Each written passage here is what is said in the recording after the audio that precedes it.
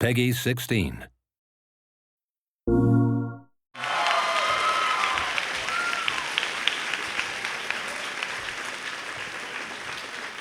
Of course, yes, ladies and gentlemen, you're here for the Beyond Two Souls panel, of course, from Quantic Dream.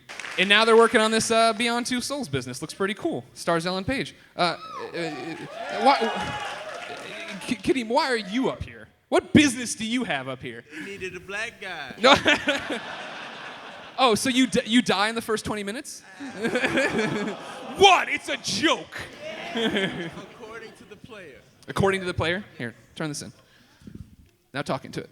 According to the player. There you go. My life is in your hands. I live or die. Okay. Now, David, you made the game. Ellen, you star in the game. Jody. Kadeem, who are you in the game? I play Cole Freeman.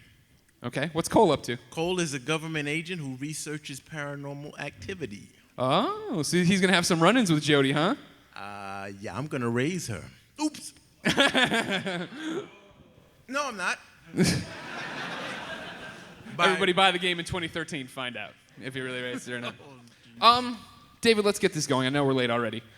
Are you a game maker or are you a filmmaker? It's one of those things that you keep pushing the games in a different direction. And, Heavy Rain was definitely this step forward for a narrative structure and how it could work. No game over screens continues to go on. Then you put out this Kara film. Now you've got Beyond Two Souls where you're pulling established real actors. I definitely see myself as a game maker. I'm fascinated by interactivity and how it changes the relationship with the audience. When you watch a film, you're actually just passive. You watch a story that is told to you, but you can't change what's going on. What is amazing in a game is that you are in the shoes of the main characters, and your decisions can change the plot. So it's a totally different experience. So then how do you begin to make that experience? Like, what is it like to work with actors and actresses like this and try to make a game that is interactive? Well, I try to start with figuring out what I have to say. Which Good place to start. For a game maker is sometimes unusual because many video games are just about violent action. It's about shooting and jumping on platforms. For many years, I tried to write games that are more personal, that have some kind of meaning and tell something to the player. And I'm just working on emotions. I think my goal is really to trigger different types of emotions than the one you usually find in video games. Now, you say all that, and I mean, there is action in Beyond Two Souls. Not from what I've seen gunplay so far, but you can switch between Jody and Aiden. You have all these different things. You want to talk about how you actually play the game? First of all, I want to say that this is fully interactive. It's not a movie that you watch. It's something you play all the time. You're in control. And the thing is that you can switch between Jody and this entity. And you can play being an entity. So you're invisible, you float around, you can go through walls, you can interact with matter in different ways. So it's fully interactive all the time. But you tell the story. You become the writer and the director and the actor of the experience yourself. So, Kadeem, I know you've been doing, like I said, a bunch of different stuff. How do you see actors now in video games? Is it because for a long time, right, there was not a wall, so to speak, but there was voice actors, and then there were, on-film actors, on-screen actors, and now we're starting to see more and more crossover going both ways. Yeah, this seems like the beginning of a new world, for actors. If we can actually, like you said, encompass all at once, be the voice, the body, and the movement. That's fantastic, because I've done voice where you sit there and you kind of look at the person, or you're in a booth by yourself and someone is reading lines off camera. And then I've had the other experience, which is you get on a set, but to have all those little dots on your face and really try to make her believe that I knew what I was talking about. When I wasn't so sure, I believed it myself. It was a challenge, and it was fun, and so I can't imagine any actor who wouldn't leap at the chance to get out and do something like this, because it's pure. Pure. I like that. Good job. Now, a big part of triggering that, of course, is the way you guys capture performances, right? Yep. There's a million different ways to do it. Explain your process, and I think we have some video to roll with it. So it's basically just markers, different shiny balls that you have on the body and on the face. And there is no constraint, really. You're totally free to move around. There is no wire or anything. And we capture body, face, voice at the same time. So it's basically, the actor is totally free to act the way he wants with no constraint, 360 degree. The only difficulty is that you're on an empty stage. No set, no environment, no wardrobe, nothing. You need to imagine and figure out pretty much everything. And then we recreate 3D, create the environment, put things in context. Ellen, how weird is that for you? If I get like a piece of dust in my eye, I just go home for the day. I'm like cashing this one out. You've got them on your eyelids, these little balls. Oh, these little, you get used to them really quickly, actually. It's, you come in the first day and everything feels very foreign. This is like nothing I've ever done before. And I've, despite Inception and X-Men, I've done even very limited green screen. So entering this was just, I did not know what to expect, but I think you just like immediately become really comfortable. And the interesting thing about it is when you first get there and you see this, this orange rectangle essentially is the space that you have to create what's being created.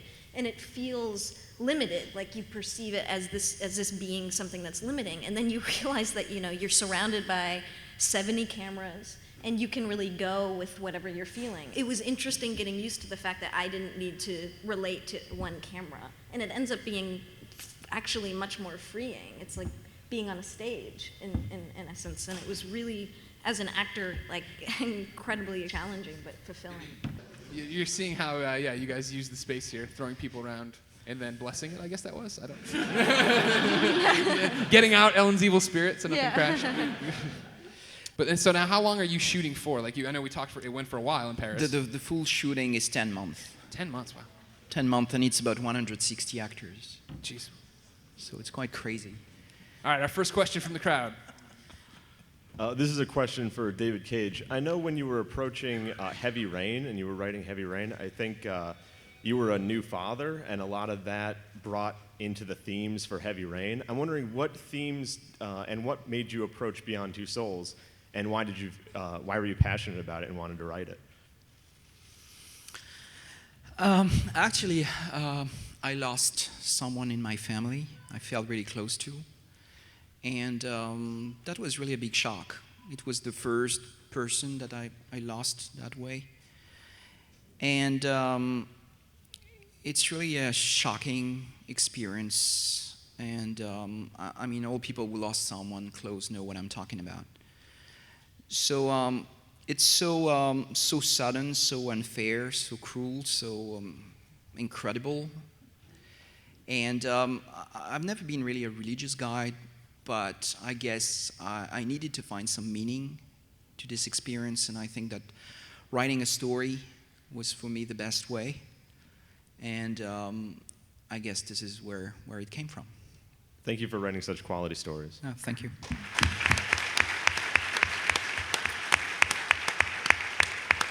Obviously, I love your games. Thanks. The big thing is that if you can't answer this question, I have a backup question. Okay, let's move to the backup question then. With all of your games, there's always, like you said, a question, like in Heavy Rain, how far you would go. What's the question? What's the thing that pulls in the gamer for Beyond? What's beyond? And the game answers this question. Boom. Oh, thank you. Mind freak. I have a question for Mrs. Page. I was wondering, what made you to decide to go from the movie industry to video games? I mean, they're almost two completely different things, and especially as a woman, because there are not many women characters in video games. Yeah, nor in movies. That's very true.